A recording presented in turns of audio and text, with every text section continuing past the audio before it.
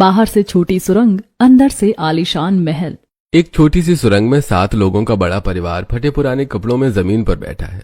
चारों तरफ टूटा फूटा सामान बिखरा हुआ था। सुरंग की दीवार पर दादाजी की तस्वीर टंगी थी, लेकिन उस पर कोई माला नहीं थी। पूरा परिवार आपस में बातें कर रहा था। तभी पड़ोस की 2 औरतें वहां आती हैं।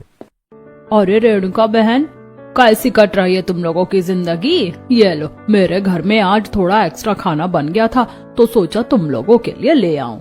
हाँ रेणुका बेचारी, तुम्हारे पास तो ढंग का राशन भी नहीं होता। और सुनो, परसों मेरी भतीजी की शादी है, तुम सब परिवार वाले आ जाना। कम से कम एक दिन का अच्छा खाना तो नसीब होगा तुम लोगों को। हाय राम, तुम पड़ोसियों का ही तो सहारा है शालिनी बहन, वरना हम गरीबों को तो कोई पानी भी ना पूछे। भगवान तुम्हारा भला करे जो हमारी इतनी चिंता करती हो। बस बस, अब रो मत, आ जाना टाइम से और पेट भर के खा जाना। पल्लवी और शालिनी टिफिन रखकर वहां से चली जाती हैं। उनके जाते ही गजेंद्र जल्दी से एक कोने से बड़ा सा डिब्बा निकालता है जिसमें पिज्जा और कोल्ड ड्रिंक है। गई वो भिखारन, लो भाई टूट पड़ो, पिज्जा ठंडा हो रहा है। माँ, बाबूजी, एक बात करनी थी। वो मैं और समीर ऑफिस में 2 लड़कियों को पसंद करते हैं। हम उनसे शादी करना चाहते हैं। क्या कहा? शादी? वो भी अपनी मर्जी की? तुम्हारा दिमाग तो ठीक है? अरे माँ, वो दोनों बहुत अच्छी और शरीफ लड़कियां हैं। संजना और दृष्टि नाम है उनका। अरे चुप कर नालायक, मैं तो पहले ही कहती थी कि इन छोकरों के पेट में कोई बात नहीं पचेगी। अरे बेवकूफो, अगर बाहर की लड़कियां इस घर में आ गई तो हमारा राज खुल जाएगा। तुम्हारी दादी एकदम सही कह रही है, कोई लव मैरिज नहीं होगी इस घर में। बाबूजी प्लीज, वो ऐसी वैसी लड़कियां नहीं है। वो हमारा राज किसी को नहीं बताएंगी। हाँ हाँ, जैसे उन्होंने तो गीता पर हाथ रखकर कसम खाई है ना, महारानी बनकर आएंगी और हमारी पोल खोल देंगी। अगले दिन रोहन और समीर अपने ऑफिस के केबिन में खड़े हैं। उनके सामने उनका बॉस बत्रा बैठा हुआ है। ये लो अपने इस महीने की सैलरी, और गिनने की जरूरत नहीं है, पूरे ही है। सर, हमने पिछले महीने ही कहा था कि हमारी सैलरी थोड़ी बढ़ा दीजिए, इतने कम पैसों में गुजारा नहीं हो पाता है। हाँ सर, महंगाई कितनी बढ़ गई है, प्लीज इस बार सैलरी बढ़ा दीजिए। सैलरी बढ़ा दूं? शक्ल देखिए अपनी, कपड़े देखो कैसे भिखारियों की तरह पहन कर आते हो ऑफिस में। तुम दोनों उस शहर के बाहर वाली जंगली सुरंग में रहते हो ना। अरे शुक्र मनाओ कि मैंने तुम जैसे सुरंग मानवों को अपनी कंपनी में जॉब दे रखी है, वरना तुम तो सड़क पर भीख मांग रहे होते। सर, वो बात नहीं है। अरे कोई सरवर नहीं, जितनी सैलरी दे रहा हूं ना उतने में ही खुश रहो। दोनों भाई केबिन से बाहर निकल जाते हैं और सीधे ऑफिस की कैंटीन में पहुंचते हैं और वहीं बैठ जाते हैं। तभी उनकी गर्लफ्रेंड संजना और दृष्टि वहां आती है और उनके सामने बैठ जाती हैं।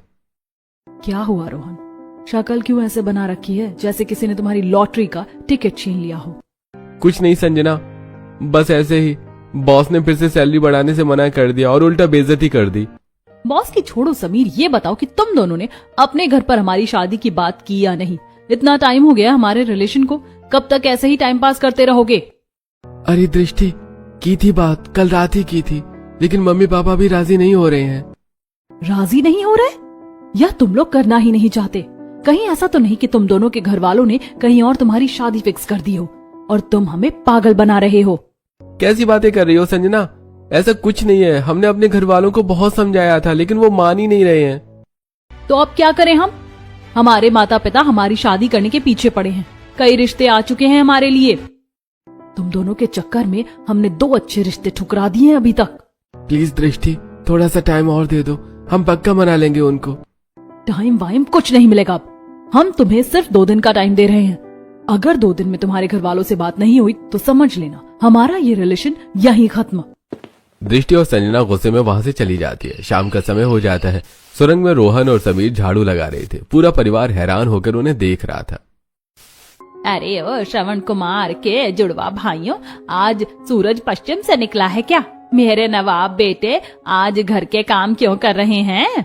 बहू, मुझे तो दाल में कुछ काला लग रहा है।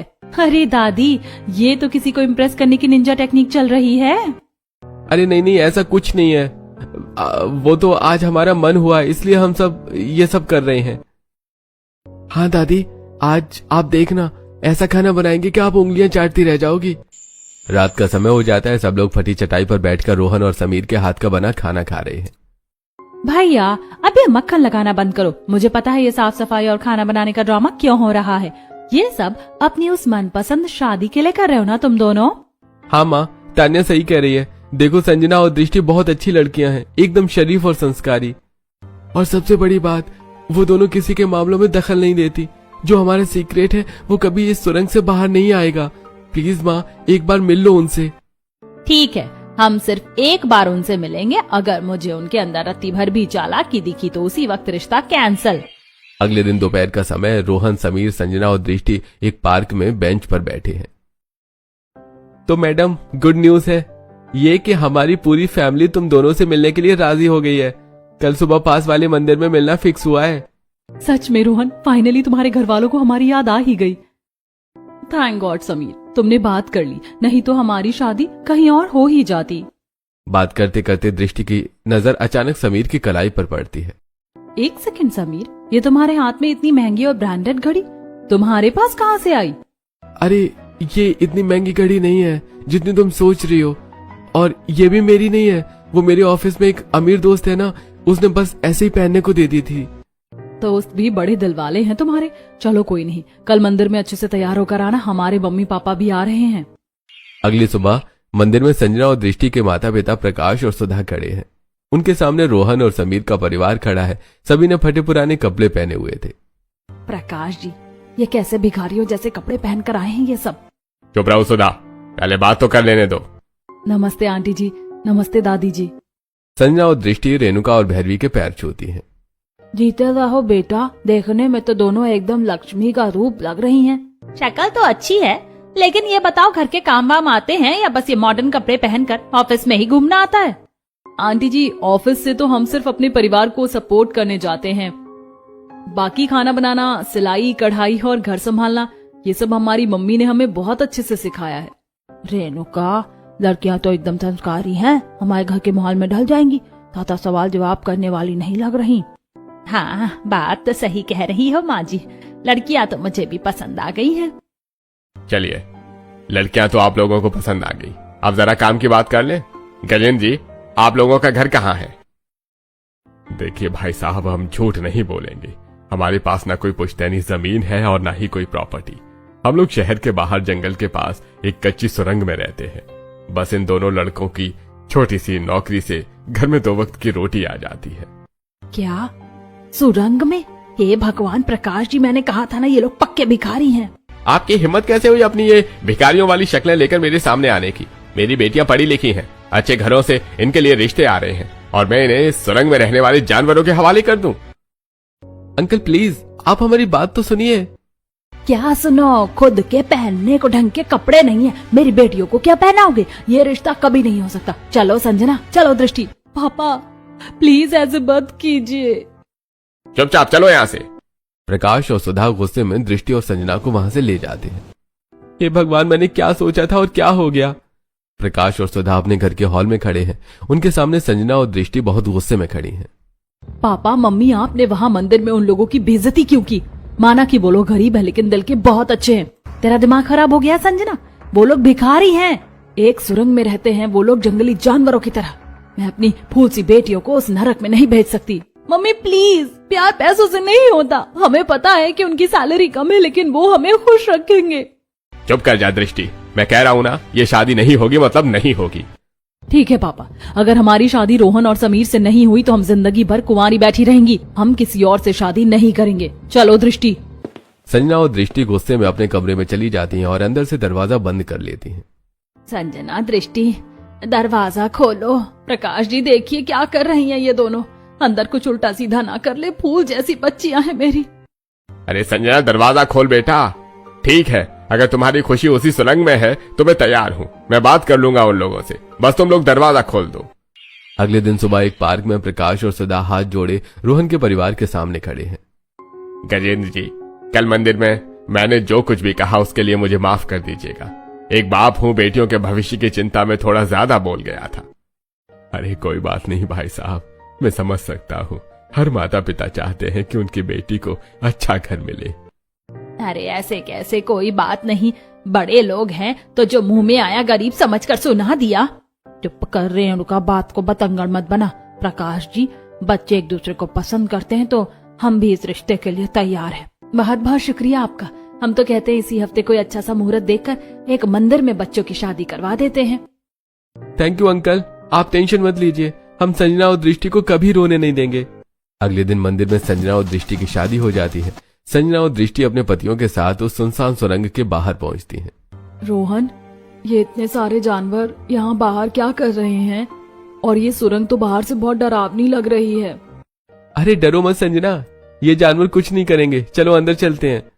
चारों सुरंग के अंदर आते हैं। अंदर एक कोने में मिट्टी का चूल्हा है और फर्श पर फटी पुरानी चटाइयां बिछी हैं।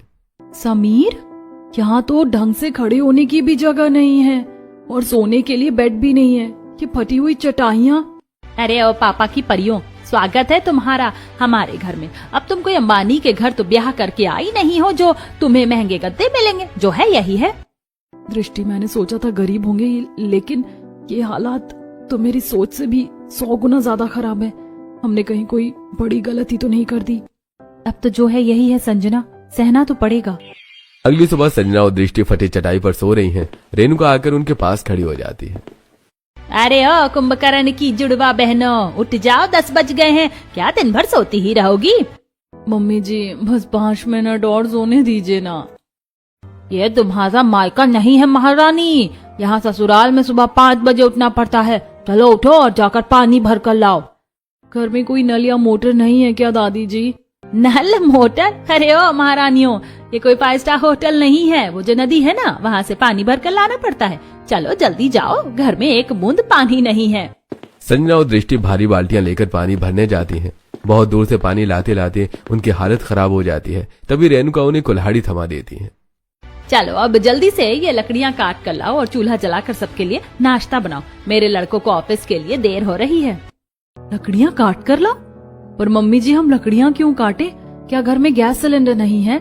Gas cylinder? हाँ हाँ, अभी मैंने ऑर्डर किया है, रास्ते में ही होगा। अरे बेवकूफ लड़कियों, हम सुरंग में रहते हैं, यहाँ गैस सिलेंडर कौन देगा हमें? चूल्हे पर ही खाना बनता है यहाँ। और वैसे भी गैस सिलेंडर खरीदने की हमारे पास पैसे नहीं है। संजना और दृष्टि कुल्हाड़ी को उठाती हैं और बाहर जाकर लकड़ियां काटने की कोशिश करती हैं। उनसे ठीक से लकड़ी नहीं कटती और जब वो चूल्हा जलाती हैं तो वो भी ठीक से नहीं जलता। संजना, मेरी तो आंखें जल रही हैं। ये धुएं में खाना कैसे बनता है यार? मुझसे तो ये रोटियां भी जल गई। मुझे क्या पता था लव मैरिज का ये अंजाम होगा। थोड़ा सा ही पोहा बना है, वो भी कच्चा पक्का है। रोहन और समीर तैयार होकर आते हैं। जल्दी जल्दी में वो पोहा खाते हैं और ऑफिस के लिए निकल जाते हैं। लो कर लो बात। नाश्ता बनाते बनाते हमारी कमर टूट गई और हमारे लिए तो एक निवाला भी नहीं बचा। रोहन और समीर के ऑफिस के जाने के बाद संजना और दृष्टि परेशान होकर जंगल में टहलने के लिए चली जाती हैं। यार दृष्टि, हमने जितना सोचा था हालात तो उससे भी ज्यादा खराब है।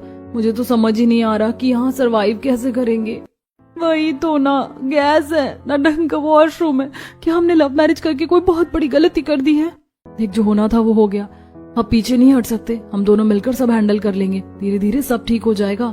हाँ संजना, तू सही कह रही है, हम एडजस्ट करेंगे। चल अब घर चलते हैं, वरना वो सासू माँ और दादी फिर ताने मारेंगी। दोपहर का समय हो जाता है। सुरंग में मुंह दिखाई की रस्म चल रही थी। बहुत बड़ी सुंदर है रेणुका, पर बेचारी गरीब घर में आ गई। ये लो, मैं तुम्हारे लिए थोड़ा आटा और दाल लाई हूँ। हाँ रेणुका, मेरी तरफ से ये तेल रख लो। हमें पता है तुम लोग को बहुत परेशानी होती है। जो थोड़ी बहुत मदद हो सकती है हम कर देते हैं। अरे तुम पड़ोसियों का ही तो सहारा है, वरना हम गरीबों का तो भगवान ही मालिक है। दृष्टि, देख रही है तू? लोग गिफ्ट में शगुन नहीं, राशन देकर जा रहे हैं। इतनी बुरी हालत है इन लोगों की। यार, यहाँ तो खाने के भी लाले पड़े हैं। रात का समय हो जाता है। संजना और दृष्टि एक ही फटी हुई चटाई पर सो रही थी। अचानक बाहर से जानवरों के चिल्लाने की आवाज आती है। रोहन, रोहन उठो ना, बाहर कोई जंगली जानवर है। मुझे बहुत डर लग रहा है। अरे संजना, सो जाओ, वो जानवर बहुत दूर हैं, अंदर नहीं आएंगे। समीर, तुम भी तो उठो यार। हमें तो गद्दे पर सोने की आदत है, इस चटाई पर तो नींद ही नहीं आ रही है हमें। दृष्टि प्लीज, यहाँ गद्दे नहीं है, थोड़ा एडजस्ट कर लो। लो कर लो बात। एक तो ये जानवर और ऊपर से ये खून पीने वाले मच्छर। अपने घर में तो मस्त एसी और कूलर की हवा में सोते थे। आज तो पूरी रात ऐसे ही जागना पड़ेगा, क्योंकि नींद तो नहीं आ रही है हमें। अगली सुबह संजना और दृष्टि सुरंग में झाड़ू लगा रही थी। तभी उनकी नजर तान्या पर पड़ती है। एक सेकेंड दृष्टि, उधर देख, तान्या के हाथ में क्या है? ओ माय गॉड, ये तो एप्पल का लेटेस्ट लैपटॉप है। घर में राशन के लिए पड़ोसियों से आटा मांगना पड़ रहा है और मैडम के पास लाखों रुपए का लैपटॉप है। तान्या, तुम्हारे पास इतना महंगा लैपटॉप कहाँ से आया? अरे भाभी, वो मेरा नहीं है, ये तो कंपनी वालों ने दिया है। जब मेरी तबीयत खराब होती है ना तो मैं घर से ही काम कर लेती हूँ। अच्छा, तुम्हारी वो छोटी सी कंपनी एक मामूली एम्प्लॉय को वर्क फ्रॉम होम के लिए इतना महंगा लैपटॉप देती है? अरे ओ महारानियों, झाड़ू लगा रही हो, यहाँ पंचायत बैठा रही हो? हाँ भाभी, अब कंपनी अच्छी है तो मैं क्या करूँ, आप झाड़ू लगाओ, मुझे काम करना है। कुछ देर बाद रेणुका एक पुरानी सी साड़ी पहनकर बाहर जाने के लिए निकल रही होती है। मम्मी जी, आप कहाँ जा रही हैं? अरे बहू, मेरी तबीयत थोड़ी ठीक नहीं लग रही है, इसीलिए सरकारी अस्पताल जा रही हूँ। रेणुका बाहर निकल जाती है। दृष्टि की नजर फटे हुए पर्स पर पड़ती है जो कि रेणुका का था। संजना, मम्मी जी तो अपना पर्स यहीं भूल गई, चल जल्दी से उन्हें देकर आते हैं। संजना और दृष्टि पर्स लेकर रेणुका के पीछे पीछे जाती हैं। कुछ समय बाद वो दोनों एक हाईवे के पास पहुंच जाती हैं। दृष्टि, वो देख, मम्मी जी उस चमचमाती हुई एसी कैब में बैठ रही हैं। वही तो, और इस पर्स में तो मुश्किल से 20 रुपए पड़े हैं। फिर उन्होंने इतनी महंगी कैब कैसे बुक कर ली? पहले वो एप्पल का लैपटॉप और अब ये एसी कैब, दाल में कुछ तो काला है। शाम का समय हो जाता है। रेणुका वापस आ चुकी थी। आ गई मम्मी जी, तो बताइए उस एसी वाली कैब में मजा आया या नहीं? कैब? कैसी कैब? मैं किसी कैब में नहीं गई थी। मम्मी जी, हम दोनों ने अपनी इन्हीं आंखों से हाईवे पर एक बड़ी सी एसी कैब में बैठते हुए देखा है आपको। अरे हाँ, वो कैब तो एक भला आदमी ही चला रहा था। मैं धूप में पैदल चल रही थी और मुझे चक्कर आ रहे थे, तो उस भले कैब वाले ने तरस खाकर मुझे बिठा लिया। इसमें इतना दिमाग लगाने की क्या जरूरत है? जरूरत कैसे नहीं है रेणुका, ये आजकल की पढ़ी लिखी बहुएं हैं, मायके से और कुछ तो सीख कर आई नहीं, बस सास की जासूसी करना सिखाया है इनकी माँ ने। कुछ तो बहुत बड़ा झोल है। अगली सुबह सुरंग के बाहर तान्या हाथ में एक बड़ी सी काली पॉलीथिन लेकर जा रही होती है कि तभी संजना और दृष्टि उसे देख लेती हैं। अरे तान्या, इतनी सुबह सुबह ये कहाँ जा रही है? कहीं नहीं भाभी, वो बस कचरा फेंकने जा रही थी। अगर यहाँ पास में फेंकेंगे तो हवा से उड़कर सारा कचरा वापस अपनी सुरंग में ही आ जाएगा ना। अरे तुम ननद हो हमारी, तुम क्यों कचरा फेंकोगी? लाओ ये पॉलिथीन हमें दे दो, हम दोनों वैसे भी बाहर टहल नहीं जा रहे थे, हम फेंक देंगे। अरे नहीं नहीं भाभी, आप लोग रहने दो, मेरे हाथ गंदे हो गए, मैं खुद ही फेंक आऊंगी। संजना और दृष्टि जबरदस्ती पॉलिथीन ले लेती हैं और आगे बढ़ जाती हैं। तभी रास्ते में एक झाड़ी से टकराकर वो पॉलिथीन फट जाती है और सारा कचरा वहीं फैल जाता है। दृष्टि, ये सब क्या है? ओ माय गॉड संजना, ये डोमिनोज के पिज्जा के डब्बे, ये चॉकलेट के रैपर और ये इतनी महंगी नाइट क्रीम की खाली डिब्बियां। जिस घर में हम सूखी रोटी खा रहे हैं वहां ये अमीरों वाला कचरा कहां से आ गया? संजना और दृष्टि उस फटी हुई पॉलिथीन को लेकर वापस सुरंग में आती हैं और तान्या के पास जाती हैं। रेणुका और गजेंद्र भी वहीं खड़े हैं। तान्या, अब जरा हमें समझाओगी कि इस कचरे में ये पिज्जा और महंगी क्रीम के डब्बे कहाँ से आए हैं? अरे भाभी, वो पॉलिथीन मेरी थोड़ी है, मतलब मैं तो बस एक खाली पॉलिथीन बाहर से उठा कर लाई थी ताकि घर का कचरा डाल सकूं। मुझे क्या पता था उसमें पहले से ये सब अमीरों वाला कचरा भरा हुआ है। अच्छा, मतलब तुम इतनी बड़ी पॉलिथीन बाहर से लाई, उसमें पहले से कचरा था और तुम्हें ये पता भी नहीं चला कि पॉलिथीन में पहले से ही कचरा है? बकवास मत कर महारानी, मेरी भोली बच्ची को डरा रही है। अब गरीबों की किस्मत में पिज्जा नहीं है तो क्या पिज्जा का खाली डब्बा भी नहीं छू सकते हम? अरे बबुआ, तुम किस तरह कचरे के पीछे पड़ गई हो? दृष्टि, ये पूरा परिवार मिलकर हमें बेवकूफ बना रहा है। ये पक्का हमसे कोई बहुत बड़ा राज छुपा रहे हैं। दोपहर का समय हो जाता है। सुरंग के एक कोने में संजना और दृष्टि एक छोटे से टूटे शीशे में अपना चेहरा देखकर दुखी हो रही थी। यार संजना, मेरी स्किन देख, यहाँ आकर तो हमने मेकअप करना भी छोड़ दिया है। मेरे पास तो एक नॉर्मल कोल्ड क्रीम खरीदने के भी पैसे नहीं बचे हैं। कैसे भिखारी जैसी शक्ल हो गई है मेरी। दृष्टि, एक सेकेंड, तान्या के सामान में कुछ चमक रहा है, रुक मैं देखती हूँ। संजना और दृष्टि तान्या के सामान के पास जाते हैं और एक बहुत ही महंगी ब्रांडेड क्रीम का नया डिब्बा बाहर निकालती है। तभी तान्या वहां आ जाती है। तान्या, ये इतनी महंगी क्रीम का डब्बा तुम्हारे पास कहाँ से आया? तुम्हारे भाई तो पाई पाई को मोहताज है। अरे भाभी, आप मेरा सामान क्यों चेक कर रही हो? और ये क्रीम मेरी नहीं है, वो मेरे ऑफिस में एक बहुत अमीर फ्रेंड है ना, उसने मुझ पर तरस खाकर दे दी थी। तरस खाकर दी थी? तान्या, ये डब्बा एकदम नया है और सील बंद है। कोई तरस खाकर इतनी महंगी और नई चीज क्यों देगा? अरे मुझे क्या पता, उसने दे दी तो मैंने ले लिया। आप लोग मुझ पर ही शक करती रहती हो। अगले दिन संजना और दृष्टि के माता पिता प्रकाश और सुधा सुरंग में अपनी बेटियों से मिलने आते हैं। संजना दृष्टि ने फटे पुराने कपड़े पहने थे। हाय राम, मेरी भूत जैसी बच्चे हो कि क्या हालत कर दी इन लोगों ने। संजना, ये कैसे फटे हुए और मैले कपड़े पहने तूने? मैंने तो पहले ही कहा था सुधा, ये लव मैरिज सबसे बड़ी गलती है। इन भिखारियों ने मेरी बेटियों को भी अपने जैसा भिखारी बना दिया है। चलो लड़कियों, अपना सामान उठाओ, हम अभी के अभी यहाँ से जा रहे हैं। नहीं पापा, हम आपके साथ वापस नहीं जाएंगे। हमने अपनी मर्जी से शादी की है, हम उन्हें इस हालात में छोड़कर नहीं जा सकते। हाँ पापा, हम एडजस्ट कर रहे हैं ना, हम यहीं रुकेंगे अपने ससुराल में।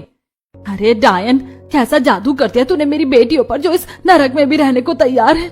भगवान कभी माफ नहीं करेगा तुम लोगों को। अपनी जुबान संभाल कर बात कीजिए प्रकाश जी। हमने आपकी बेटियों को जबरदस्ती नहीं रोका है, वो अपने पतियों के प्यार की वजह से यहाँ रुकी है। अगर ये दोनों जाना चाहती हैं तो शौक से जा सकती हैं। अरे तुम लोगों के तो दिमाग खराब हो गए हैं लड़कियों, सड़ो इसी सुरंग में जानवरों की तरह। आज के बाद हम कभी तुम्हारी शक्ल देखने नहीं आएंगे। प्रकाश और सुधा गुस्से में वहां से चले जाते हैं। अगली सुबह का समय है। संजना और दृष्टि सुरंग से दूर नदी के किनारे बाल्टियों में कपड़े लेकर कपड़े धोने आई थी। दोनों साथ मिलकर कपड़े धो रही थी।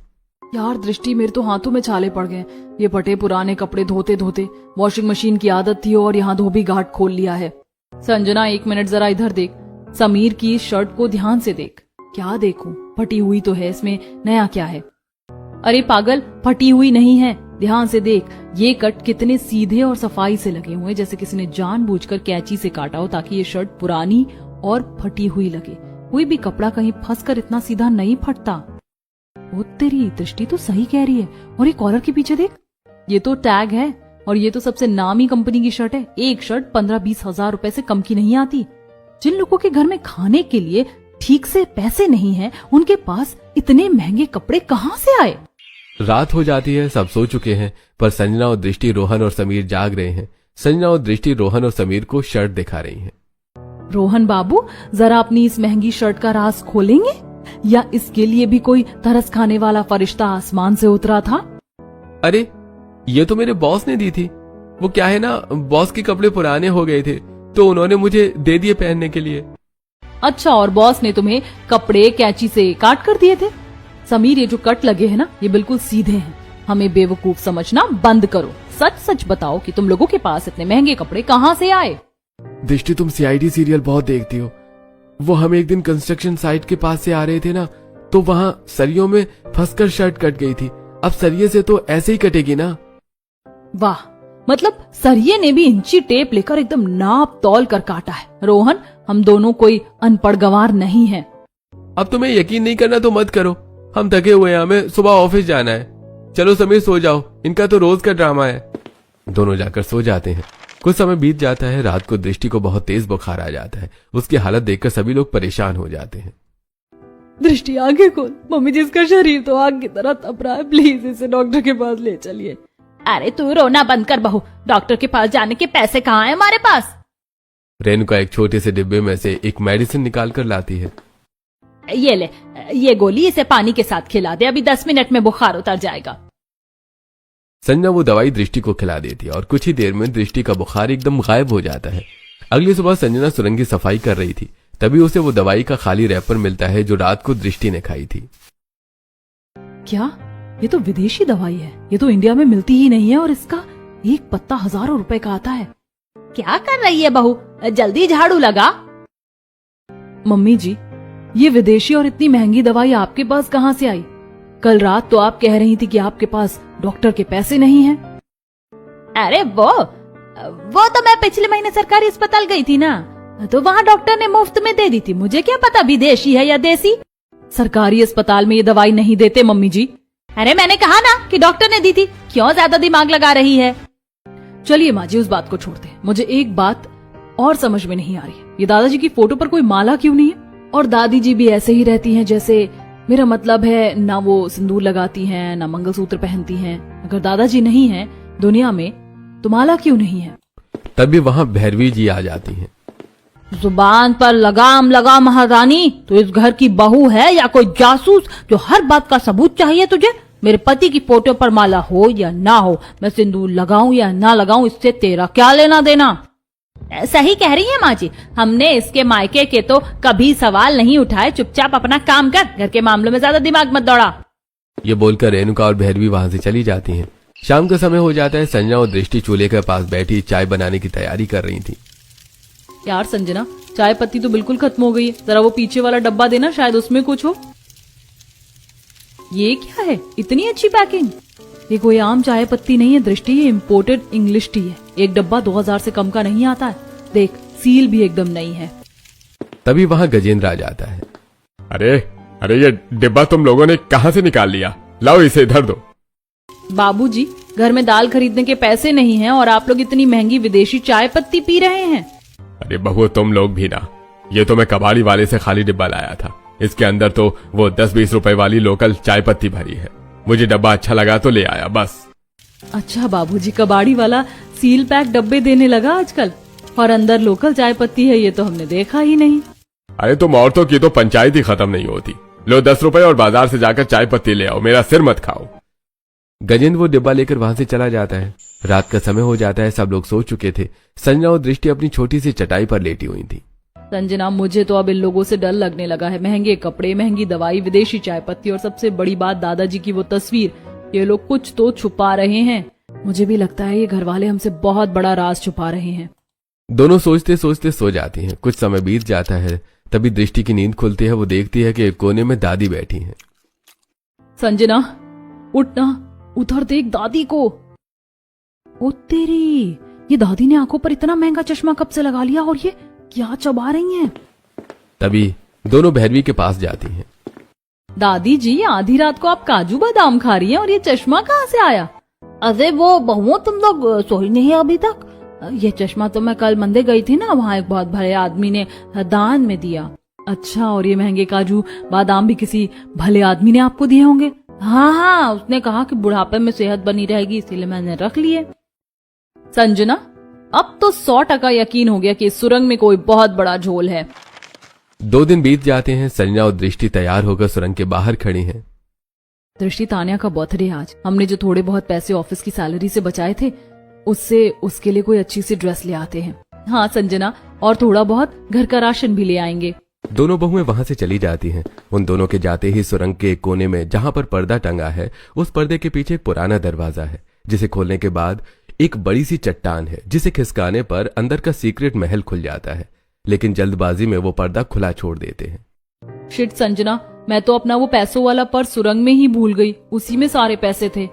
तू भी ना दृष्टि, अब चल जल्दी वापस चलकर लेकर आते हैं। संजना और दृष्टि वापस सुरंग में आती हैं। वहां कोई नहीं है। तभी उनकी नजर उस खुले हुए सीक्रेट दरवाजे पर पड़ती है। दोनों उस दरवाजे के अंदर चली जाती हैं। अंदर एक बहुत बड़ा आलीशान महल की तरह दिखने वाला घर था। सामने एक बड़ी सी डाइनिंग टेबल पर पूरा परिवार अच्छे कपड़ों में बैठकर पिज्जा और पास्ता खा रहा था। मम्मी जी, बाबूजी, ये सब क्या है? बहुआ, तुम लोग तो बाजार गई थी ना, इतनी जल्दी कैसे लौट आई? ये सब क्या है? आप लोग हमें कुछ समझाएंगे? रोहन, तुम भी मिले हुए थे इस धोखे में। हमने तुम्हारे लिए अपने माँ बाप से झगड़ा किया, चूल्हे पर रोटियां बनाई, और तुम लोग यहाँ इस महल में पिज्जा खा रहे हो। शांत हो जाओ बहू, इसमें मेरे बच्चों की कोई गलती नहीं है। ये सब मैंने और तुम्हारी दादी ने प्लान किया था। क्यों बाबूजी, क्या दुश्मनी थी आपकी हमसे? दुश्मनी नहीं, मजबूरी है बहू। वो बाहर दीवार पर टंगी फोटो देखी है ना दादाजी की? वो इस शहर के बहुत बड़े सोने के तस्कर थे। 30 साल पहले पुलिस ने उन्हें पकड़ लिया और आज भी वो जेल में अपनी सजा काट रही है। हाँ बहू, कानून ने हमें तो क्लीन चिट दे दी थी, लेकिन ये जो आलीशान महल तुम देख रही हो, ये हमने अपनी खून पसीने की मेहनत से बनाया है, उस स्मगलिंग के पैसों से नहीं। अगर हम दुनिया के सामने इस महल में रहते तो समाज और पुलिस यही सोचते कि हमने दादाजी के 2 नंबर के पैसों में से ये सब खड़ा किया है। कानून और दुश्मन हमें चैन से नहीं जीने देते, इसलिए हमने दुनिया की नजरों में भिखारियों की तरह उस सुरंग में रहने का प्लान बनाया। सच्चाई जानने के बाद संजना और दृष्टि का गुस्सा शांत हो जाता है। बाबूजी, हमें आपके पास्ट से कोई फर्क नहीं पड़ता, पर आपको हमें सच बता देना चाहिए था। हम इस परिवार की बहुएं हैं, कोई बाहर वाली नहीं जो ये सच सबको बता देते। हम मानते हैं हमें बहुत गुस्सा आया, लेकिन अब जब सच सामने आ ही गया है तो हम इस सिचुएशन को हैंडल कर लेंगे। हम आपके राज को कभी बाहर नहीं जाने देंगे। मेरी बच्चियों, मैंने तो सोचा था तुम लोग पुलिस को फोन कर दोगी। सच में तुम दोनों इस घर की असली लक्ष्मी हो। मुझे माफ कर दो जो मैंने तुम्हें इतने ताने मारे। तो क्या अब हम सब मिलकर पिज्जा खा सकते हैं? वैसे भी आज मेरा बर्थडे है, आज तो हम सब लोग पार्टी करेंगे। हाँ हाँ, आ जाओ मेरी बहुओं, आज से तुम्हें भी चूल्हा फूकने की जरूरत नहीं है। आराम से इसी महल में रहो, बस दुनिया के सामने हमारा वो गरीब वाला नाटक चालू रहेगा। पूरा परिवार उस डाइनिंग टेबल पर एक साथ बैठता है और सब हंसते हुए एक साथ पिज्जा खाते हैं।